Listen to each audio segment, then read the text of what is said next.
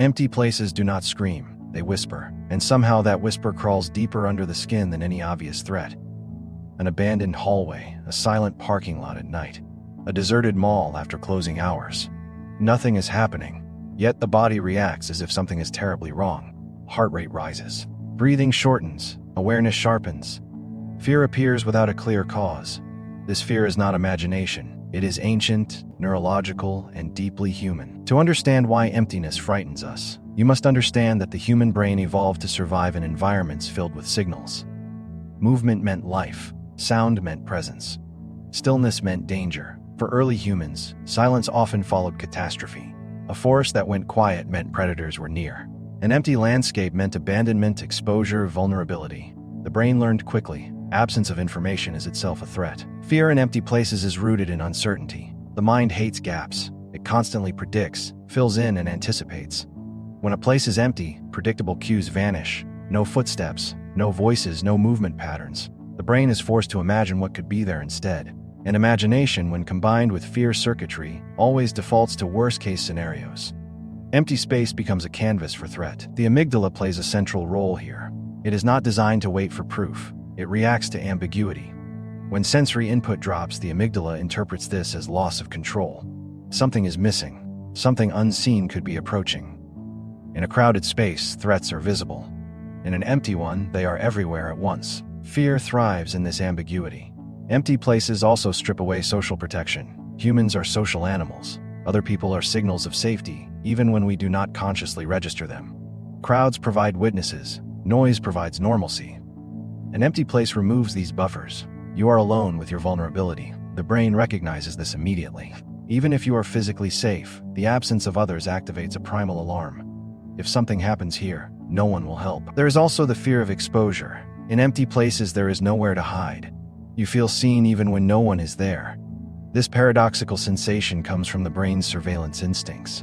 When visibility is high and cover is low, the mind assumes it could be watched. Empty spaces feel like stages, and humans are deeply uncomfortable being on a stage without an audience they can see. Darkness intensifies this effect, but it is not required. Even well-lit empty spaces can be terrifying.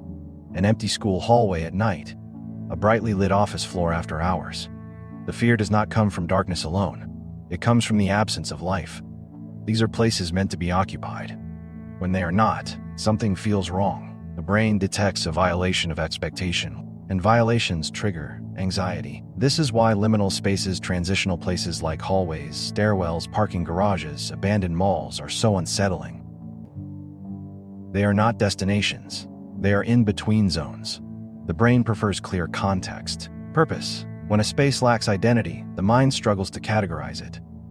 Uncategorized environments feel unsafe. They exist outside normal rules. Fear rushes in to fill the gap. Empty places also distort time. Without movement or sound, time feels stretched. Minutes feel longer. Stillness magnifies awareness of the self. You become hyper-conscious of your breathing, your footsteps, your thoughts. This inward focus amplifies anxiety. The mind turns on itself. Every sound you make feels too loud. Every movement feels exposed. There is also a memory component. Empty places trigger childhood fear, the dark room, the empty house. The moment you realize no one is nearby.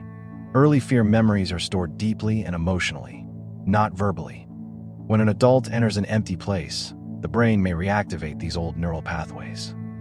You are not just afraid now, you are afraid then. The fear feels larger because it is layered. Evolution also taught us to associate emptiness with death. Abandoned spaces suggest something ended. Civilization left, life retreated. This hints at catastrophe, war, disease, collapse. Even subconsciously, the mind reads emptiness as aftermath. Something happened here, something bad enough to drive everyone away. That implication alone is unsettling. Fear in empty places is also tied to control. When no one else is around, you are responsible for everything. There is no shared vigilance, no one else to notice danger. The burden of awareness rests entirely on you. The brain responds by heightening alertness. Muscles tense, hearing sharpens, peripheral vision scans constantly. This hypervigilance feels like fear, because it is fear. The mind also struggles with the unknown occupant. In empty spaces, the question arises, am I really alone? This question is powerful because it cannot be answered immediately. The uncertainty lingers, the brain fills it with imagined presence, footsteps that are not there, movement in peripheral vision, shadows that feel intentional. This is not delusion. It is threat simulation. Empty places remove social rules. In populated spaces, behavior is guided by norms. In empty ones, those rules dissolve. Anything feels possible. The lack of structure increases anxiety. The brain prefers predictable environments. Empty places are unpredictable by nature. You do not know what might happen because nothing is happening yet. There is also a moral dimension. Empty spaces feel lawless. No witnesses means no accountability. This triggers fear of other humans as much as fear of the unknown.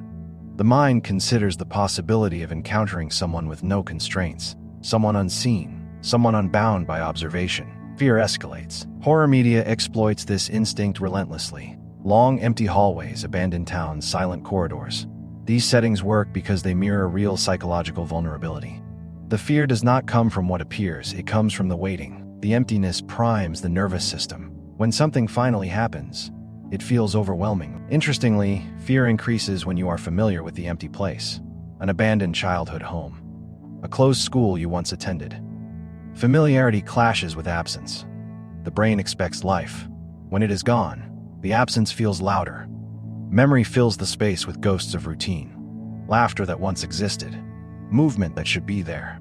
The silence feels wrong. There is a reason people fear empty cities more than wilderness. Nature has its own logic. Cities are human systems. When they are empty, it suggests failure. Collapse. Something breaking its scale. The fear is not just personal, it is existential. If this place failed, what else can? Even modern technology does not fully override this fear. Security cameras, phones, lights, they help. But only partially. The fear response is older than rational reassurance.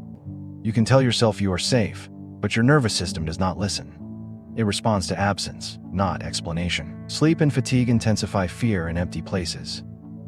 When the brain is tired, prediction errors increase. Shadows become more threatening. Sounds become ambiguous. Empty spaces feel more hostile. This is why fear often peaks late at night. Not because danger increases, but because perception weakens. Empty places also confront us with mortality. They reflect impermanence. Everything ends. Every space can be abandoned. The mind recognizes this subconsciously. Fear becomes a response to the fragility of human presence. You are reminded that you are temporary, too. Some people seek empty places deliberately. Abandoned buildings, silent landscapes. This is not masochism, it is confrontation. They are testing their fear response, measuring their reaction to vulnerability. In some cases, emptiness feels peaceful. But peace and fear are neighbors. One can turn into the other instantly. The fear of empty places is not something to outgrow, it is something to understand. It exists because your brain is functioning correctly. It is scanning for danger when information disappears. It is protecting you from uncertainty. And perhaps the most unsettling truth is this: empty places feel alive because your mind makes them so. The fear does not come from the space itself. It comes from what your brain does in the absence of distraction. Thoughts echo louder. Imagination sharpens, memory intrudes. The emptiness becomes a mirror. In empty places, you are not afraid of what is there. You are afraid of what could be, and that possibility, undefined, unseen, unresolved, is the purest form of fear the human mind can produce. That is why silence terrifies, why abandoned places linger in memory, why emptiness feels heavier than threat. Because when nothing is happening, the mind takes over. And the mind, when left alone in the dark, rarely chooses comfort.